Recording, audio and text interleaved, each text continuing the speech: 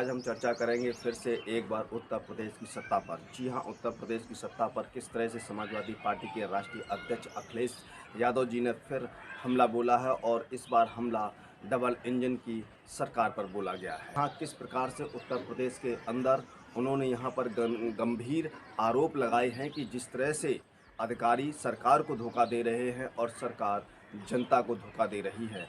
उन्होंने यहाँ पर कई उदाहरण दिए हैं मीडिया के सामने। उन उदाहरणों में क्या है वो आप स्वयं उनके मुख से सुनेंगे।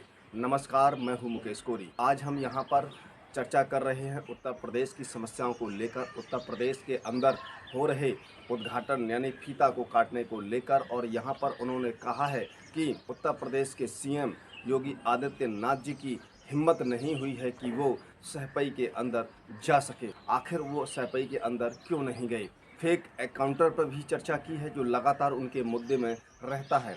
लगातार उनके मुद्दे में महंगाई है, लगातार उनके मुद्दे में बेरोजगारी है, लगातार उनके मुद्दों में इस देश की जनता की आवाज़ है, प्रदेश की आवाज़ है, बेटियों की आवाज़ है। और चुनाव लोकसभा की तैयारियां शुरू हो चुकी हैं, तारीखें सामने आ चुकी हैं। लगातार यहां पर सरकार के रवैये पर सभी विपक्ष के नेता और देश की गरीब जनता, बेरोजगार नौजवान सभी के सभी नाराज हैं। और जिस तरह से उन्होंने यहाँ पर केंद्र पर देश के प्रधानमंत्री नरेंद्र मोदी जी का नाम लिए बगैर उन्होंने जो हमला बोला है कि 400 हार, तो आज यहाँ पर समाजवादी पार्टी के राष्ट्रीय अध्यक्ष अखिलेश यादव ने भी कहा है कि देश की जनता 400 हार के पर वोटिंग के लिए तैयार है। जहां नारा दे रही है 400 पार, वहीं देश की जनता 400 हराने का नारा दे रही है। जहां 400 पार वहीं 400 हार, क्योंकि चरम सीमा पर महंगाई है। अपने ही वादे किए हुए कि किसानों की आय दोगुनी होगी, किसानों की बर्बादी हुई है, किसानों की लूट हुई है, किसानों के साथ धोखा हुआ है, गरीबों के साथ अन्याय हुआ है। ये किसान और गरीब भूलने वाले नहीं हैं। और प्रदेश का नौजवान कभी भारतीय जनता पार्टी को भूलेगा नहीं, जिसने नौजवानों का भविष्य छीन लिया, नौजवानों के बढ़ने का रास्ता रोक दिया। उनका सपना था कि वर्दी पहनेंगे, वर्दी पहन करके सीमा की रक्षा करेंगे, लेकिन आधी अधूरी नौकरी से उनका जीवन बनने वाला नहीं है। अग्निवीर जैसी व्यवस्था लागू कर करके भारतीय जनता पार्टी ने तमाम नौजवानों के सपनों को तोड़ने का काम किया। न केवल अग्निवीर व्यवस्था खराब है, वहीं भारतीय जनता पार्टी नौकरी नहीं देना चाहती थी, इसलिए जानबूझ करके पेपर लीक कराए। और इतने पेपर लीक पूरे देश में नहीं हुए होंगे। और ये दुनिया की जो सबसे बड़ी पार्टी है, दुनिया में भी सबसे ज्यादा लीक पेपर अगर कहीं हुए तो उत्तर प्रदेश में सबसे ज्यादा लीक हुए। दुनिया में इतने लीक पेपर कहीं नहीं हुए होंगे किसी परीक्षा के। ये प्रशासन की नाकामी है। मैंने कल भी कहा था और फिर कहता हूं, कई विभागों में कंपटीशन चल रहा है कि कौन अपना स्तर ज्यादा गिराएगा। स्वास्थ्य विभाग उत्तर प्रदेश की किसी कोने में आप पता कर लीजिए। इसी हॉल में मैंने कई बार कहा और सदन में कहा कि इस सरकार ने एक भी जिला अस्पताल नहीं बनवाया जिसमें गरीब का इलाज हो पाए। जितने मेडिकल कॉलेज बने हैं वो आधुनिक खंडर हैं।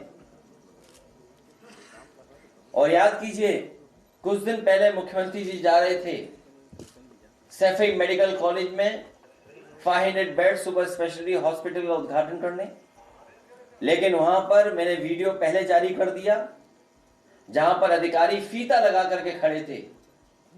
मुख्यमंत्री जी की हिम्मत नहीं हुई उस बिल्डिंग में जाने की, क्योंकि उस बिल्डिंग में कुछ था ही नहीं। सोचिए, जिस बिल्डिंग में बेड ना हो, जिस बिल्डिंग में स्टाफ ना हो, जिस बिल्डिंग में चेयर टेबल कुर्सी दवाई मशीनें कुछ ना हो, उसका उद्घाटन करने जा रहे थे मुख्यमंत्री जी। सोचिए आप, सवाल ये नहीं है, इससे ज्यादा गंभीर सवाल है कि हमारे प्रेस के लोगों ने वो एक भी अस्पताल नहीं दिखाया जिसमें कुछ भी नहीं था, खाली है। जैसे अधिकारी मुखर्जी जी को धोखा दे रहे हैं,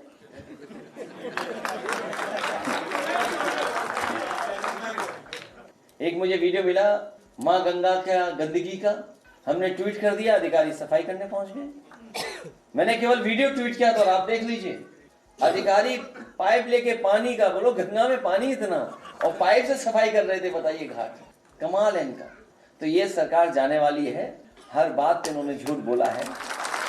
यहाँ ये अखबार के लोग हैं, ये गोमती की फोटो छापते हैं आप, आज भी कुछ अखबारों में तस्वीर छपी है गोमती के, 3000 करोड़ रुपए खर्च हुआ है। सोचिए आप, 3000 करोड़ रुपए खर्च हुआ गोमती की सफाई में अभी तक, और गोमती का नाला बह रही है। ये यमुना के किनारे वाले लोग भी बैठे हैं यहाँ पर। ये अभी गर्मियां आएंगी, आप देखना यमुना सूख जाएगी, मई जून आएगा, आप देखना पैदल गंगा चले जाना एक कोने से दूसरे कोने।